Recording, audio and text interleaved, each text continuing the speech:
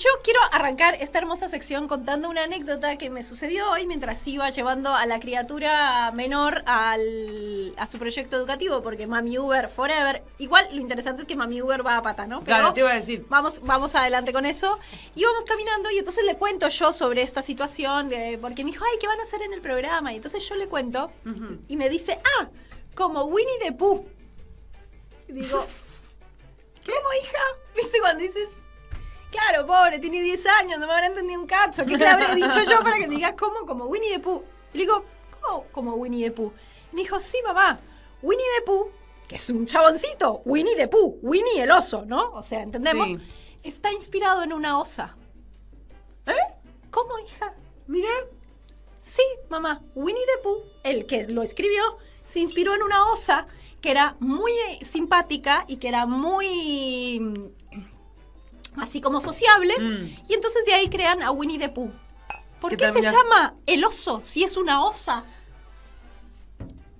Datazo. Hasta los animales queda mejor El chabones. el chabón. ¿No? ¿Entendés? El concepto es fantástico. Hasta Winnie the Pooh. Winnie the Pooh era una osa. Winnie the Pooh, les estamos contando en este momento, no es lo que parece, esto es primicia, no es lo que parece, era gracias Wanda a Frida. Era Wanda de Pooh. Pero no vendía tanto, ¿viste? No vendía tanto la relación de una osa y una niña. Vendía la relación de un oso y un niño. Y esto es interesante. Esto es un dato. Las madres de varones, perdón lo que te voy a decir, pero las madres de varones, cuando hay una predilección a, obviamente, elegir cuentos que los protagonistas son varones. E incluso cuando los protagonistas son mujeres, te dicen como no, y esto se lo pueden preguntar a cualquiera que venda libros de infantiles. Como que es como, no, pero es una niña la protagonista y yo tengo niños. En cambio, las madres de mujeres estamos acostumbradas a llevar libros, series, cosas que los protagonistas son varones, porque lo que hay de protagonistas mujeres y encima interesantes son 3. Olvídate. Entonces, nosotras estamos acostumbradas a decirle, bueno, sí, los niños y las niñas también pueden hacer esto. En cambio, los varones no crecen con referentes de mujeres que hacen cosas y a las que ellos tienen que pensar como, me encantaría ser como Pipi Largas. Ay, me encantaría ser, ¿no? O sea, ellos siempre se miran en relación a los varones y nosotras tenemos que tener ídolos masculinos. Entonces, Winnie the Pooh no hubiera sido interesante si hubiera sido Wanda the Pooh. Ya lo sabemos. Gracias, Frida. Un beso enorme. Y así arranca esta sección hermosa. Y hoy les vamos a hablar de Elizabeth Maggie. Bien. Tómame ese nombre. Elizabeth Maggie. Elizabeth Maggie nace en 1866 y fallece en 1948. Situémonos. Es estadounidense y era de esa época en la que se hacía de todo. Esta señora es diseñadora de juegos, inventora, escritora, periodista y actriz. Todo eso en una, ¿no? Una genia. Era militante, además, antiesclavista y dicen que era una gran oradora. O sea, tenía una oratoria zarpada. Todo. A la mujer la querían escuchar todo el mundo. Este es un dato para irnos poniendo en contexto sobre quién era esta mujer. En un momento, con el objetivo de llamar la atención sobre la discriminación laboral y salarial sobre las mujeres, es decir, que nos dan los peores trabajos y los más mal pagos, con las peores condiciones laborales, y en ese sentido que, como teníamos esta realidad laboral, la opción para que las mujeres crezcan económicamente y para que tuvieran algún tipo de solidez económica y financiera, su opción más clara era el matrimonio. O sea, la única opción ante un sistema laboral y económico que me discrimina es casarme, ¿no? Entonces ella, para denunciar eso, pone un anuncio en un periódico diciendo: joven esclava americana se postula para el mejor postor. Quilombo que se armó, porque esta señora ya arrancaba así. Un dato interesante que suele pasar mucho, no sé por qué, pero su principal fuente de inspiración y de apoyo fue su padre. Esto es un dato, gente, búsquenlo y van a ver que claramente porque son los varones los que tenían el poder en ese momento, mucho más de lo que lo tienen ahora, y entonces estas mujeres que pudieron un poco llegar, había un apoyo claro o de sus padres o de sus hermanos mayores. Sí. Y entonces este padre le abre un mundo a esta mujer en términos filosóficos, ideológicos, y le presenta a alguien muy interesante que se llama Henry George, que es un filósofo y economista de quien no vamos a hablar. Googleenlo, gente. No me voy a detener ni un minuto en hablar de Henry George. Hay cosas que se pueden googlear. Claro, googlealo. Lo interesante de él, o sea, lo interesante por lo que lo traemos, es porque esta mujer inventó un juego llamado El Propietario. Este juego estaba basado en las ideas de este Henry George y a través de ese juego era un juego que tenía un fundamento pedagógico y era demostrar el daño y el prejuicio del capitalismo, de los monopolios y de la acaparación de recursos. O sea, no me digas que es el Monopoly. Sí, señora. No me digas que es el Monopoly. Sí, señora. Es hermoso. O sea, y que encima, claro, yo la primera vez que lo jugué dije, che, esto no es divertido, o sea, es re sádico. Es re sádico. Ha dividido familias. A mi familia casi la divide más de una vez. Más de una vez, ¿no? Bueno, como en la vida real, básicamente. Claro, pues nos peleamos por la herencia, nos peleamos por qué tengo dinero. Pero lo interesante es que ella justamente hizo esto para demostrar que era absolutamente perjudicial y absolutamente barbárico el sistema capitalista y la idea de la acumulación por la acumulación y los recursos y quién tiene más y cómo eso generaba todo. Había dos opciones para jugarlo. En la una era el capitalismo feroz. Sí. Mátense, divídanse familias, muramos todos. Y en la segunda tenía un componente que tenía que ver más con el cooperativismo, justamente para mostrar que ante un mismo panorama, ante un mismo tablero de juego, tenemos opciones. O sea, podemos competir entre nosotros. ¿Qué pasa si tenemos opciones? O podemos ser cooperativos. Y eso no implica un perjuicio en el juego, digamos. No era que se podía jugar o no se podía jugar. Se podía jugar, era solo una cuestión de elegir. O cooperamos entre todos y todas, o construimos economías... O gana el mejor. Claro, construimos economías solidarias, comunitarias, donde realmente todos nos fortalecemos. O vamos a arrasar y a jugar el hombre es un lobo para el hombre, ¿no? Hermosamente. Bueno, hizo varias veces la patente, en varios momentos hizo la patente porque la patente se caía y entonces ella volvía a hacer la patente. El juego era muy popular. ¿Por qué se caía? Porque dura cada tanto tiempo, si no sé en ese momento, ese detalle no sé exactamente, pero sí sé que hizo la patente en más de una oportunidad. Sí.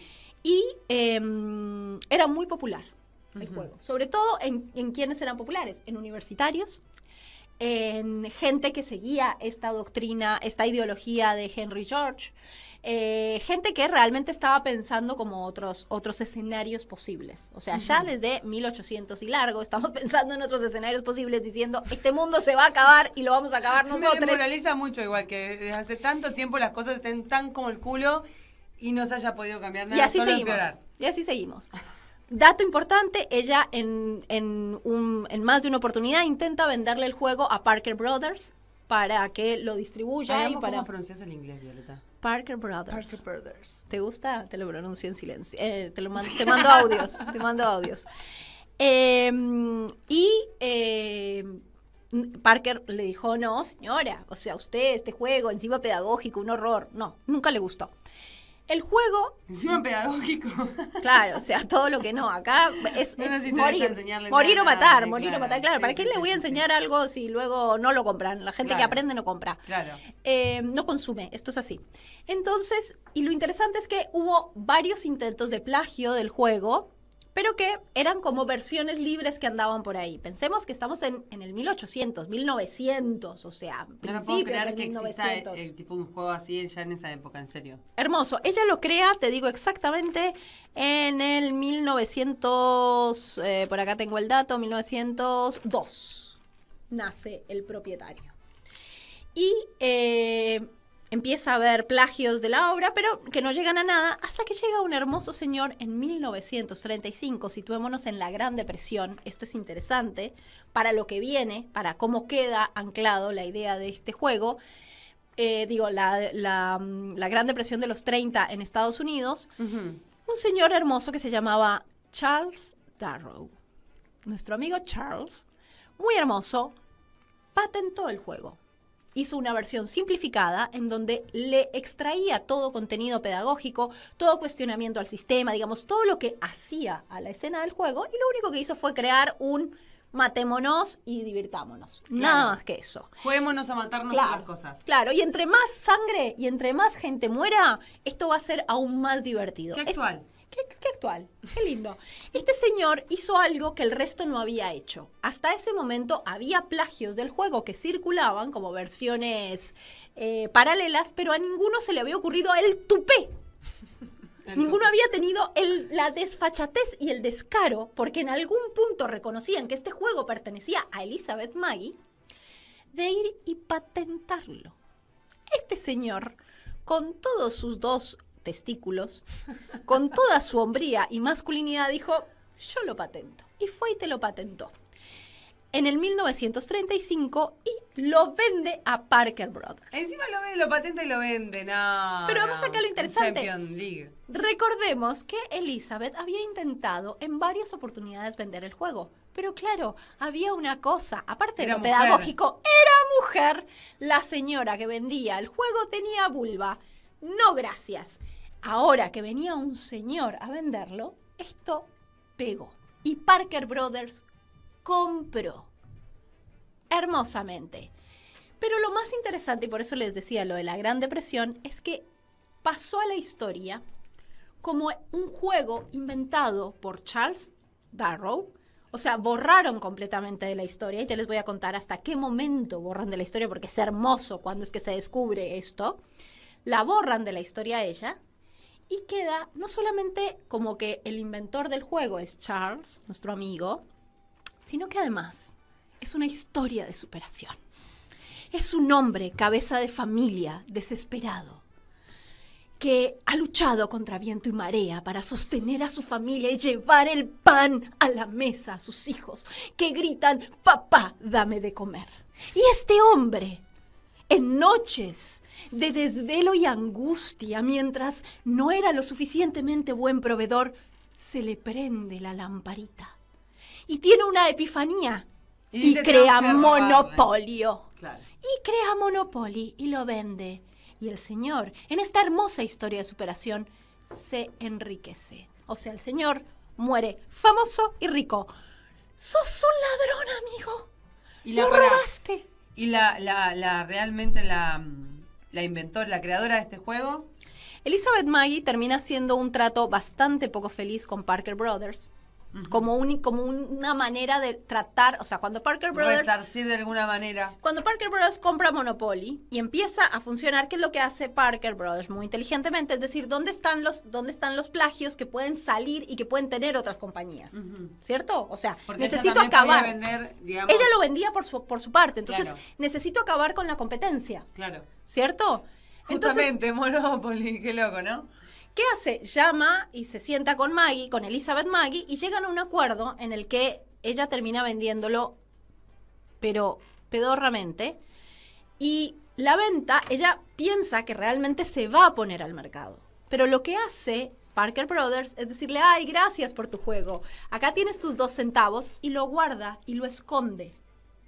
Y la esconde a ella y esconde la historia hasta 1972, o sea, más de 40 años, ella absolutamente invisibilizada y el juego también. ¿Qué pasa en 1972? Que existe un profesor de economía que crea un juego que se llama el Antimonopoly. Y entonces cuando lo pone en el mercado, o sea, cuando lo trae, ¿qué hace Parker Brothers? Dice, no señor, acá el que la tiene grande soy yo. Y demanda a este profesor por plagio. Pero para eso tiene que sacar del baúl el propietario. Porque en realidad Antimonopoly no era una, digamos, el plagio era sobre el propietario, no sobre... Claro. Y ahí entonces tiene que salir a decir, pará, nosotros tenemos la patente de esto, no sé qué, este juego existía. Y ahí sale a la luz toda la historia detrás de Monopolio. O sea, no sale porque reivindicamos, porque nos dimos cuenta, porque de pronto llegó un presidente a la compañía que dijo, pará. Por su propio peso. Única y exclusivamente para mostrar quién la tiene más grande. No les importaba. No les importaba. Eso, con tal de decir, yo la tengo más grande, ¿sabes? Claro, ¿sabes qué? Esto yo lo inventé antes. No lo inventaste tú, lo robaste.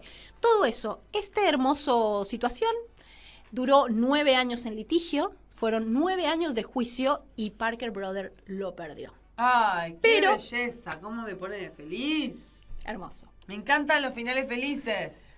Y esto fue lo que permitió que Elizabeth Magie saliera a la luz y se contara la verdadera historia de Monopoly, que es un juego inventado por una mujer, pero sobre todo por una mujer que pretendía poner en evidencia el perjuicio del sistema capitalista, poner sobre la mesa el daño y la perversidad de un sistema donde solamente unos pocos ganan y el resto, todos los demás, perdemos. Todo lo contrario a lo que esta empresa terminó haciendo con el juego, ¿no? Hermosamente.